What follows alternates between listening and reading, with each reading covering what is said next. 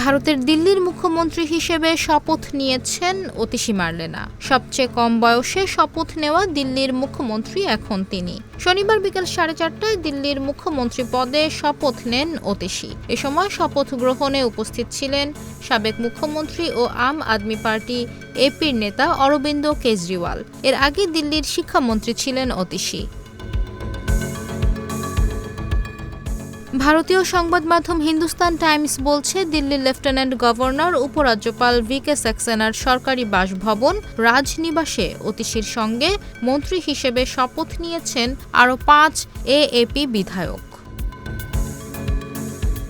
পশ্চিমবঙ্গের মমতা বন্দ্যোপাধ্যায়ের পর অতিশী হলেন এই মুহূর্তে ভারতের দ্বিতীয় নারী মুখ্যমন্ত্রী। কেন্দ্রশাসিত অঞ্চল দিল্লিতে এর আগে মুখ্যমন্ত্রী হয়েছেন দুজন নেত্রী, বিজেপির সুষমা স্বরাজ এবং কংগ্রেসের শীলা দীক্ষিত।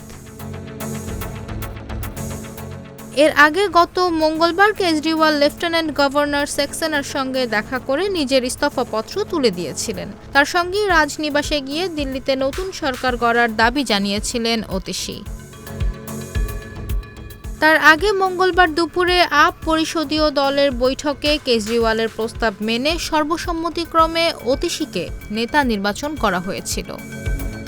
প্রসঙ্গত, গত 21 মার্চ দিল্লির আবগারি দুর্নীতি মামলায় ইডির হাতে গ্রেপ্তার হওয়ার পরেও মুখ্যমন্ত্রীর পদ থেকে ইস্তফা দেননি কেজরিওয়াল। তিনি দেশের প্রথম মুখ্যমন্ত্রী যিনি গ্রেপ্তার হওয়ার পরেও মুখ্যমন্ত্রী ছিলেন। কিন্তু জামিনে মুক্তি পাওয়ার পরে এএপি প্রধান গত শনিবার 14 সেপ্টেম্বর ঘোষণা করেন তিনি মুখ্যমন্ত্রী পদ থেকে ইস্তফা দেবেন। পরের দিন দুপুরে দলীয় এক সম্মেলনে তিনি জানান, দুদিন পরেই মুখ্যমন্ত্রীর পদ ছেড়ে দেবেন তিনি। সঙ্গে এও জানান, পুনরায় ভোটে না জেতা পর্যন্ত মুখ্যমন্ত্রীর পদে তিনি আর ফিরবেন না।